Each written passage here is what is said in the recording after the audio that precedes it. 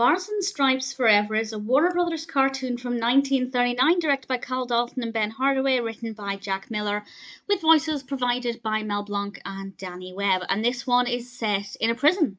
And we have a series of visual jokes and some good animation. I don't think it's very funny. There are certain Warner Brothers characters that I think are very well animated, and this is definitely the case here, by which I mean subsequent characters, not just the main ones.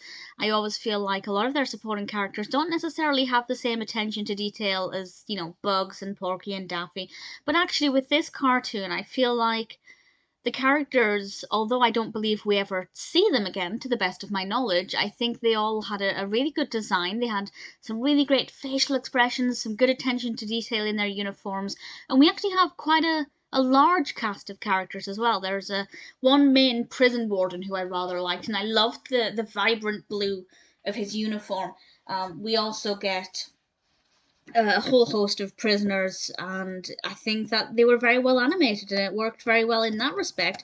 I also think the design of the prison, the use of the space, that was really good, and the use of silhouettes or shadows, that I thought was quite appealing.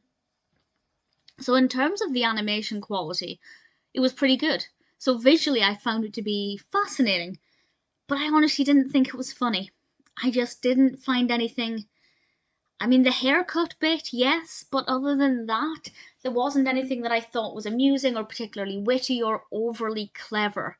But because the animation quality was quite pleasing to look at, and it was very well edited, and we went from one joke, as it were, to another quite easily without anything feeling forced. It was pleasant enough to watch.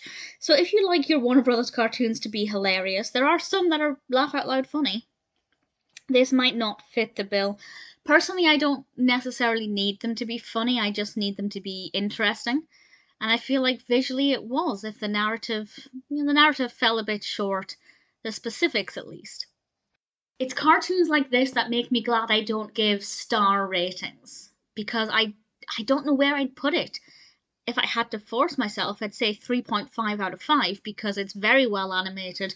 We have a great cast of characters, and I don't think there was anything about them that I would have wanted to have been done differently, or indeed anything about the animation or the editing. But in terms of the narrative, I feel like maybe we needed something juicier or funnier. But then again, it could just be down to my personal taste.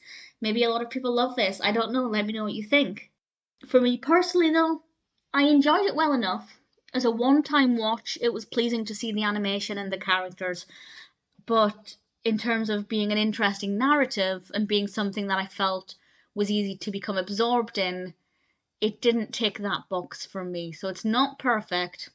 I would recommend it as a one-time watch, but I honestly don't think I'd ever watch it again.